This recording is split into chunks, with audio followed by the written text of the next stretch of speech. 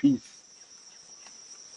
Uganda, the government of Uganda, must tell us its position there. Because both of you are fighting in our land. UPDF is in our land. We did not bring the UPDF to Southern Sudan. It was the previous government. You were supported by the previous government. So we say, both of you, if you want to fight, out. But if you want us to help you, it must be said clearly. So this is our message.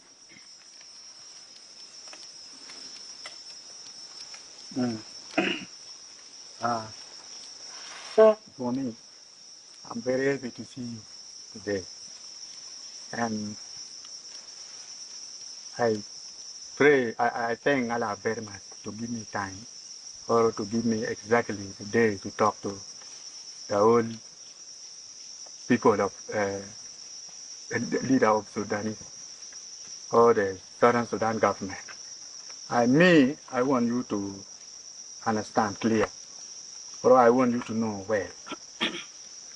In our mind or in our movement, SPLA or Sudanese is not our enemy. This is what you should mark very clear in your mind, that SPLA is not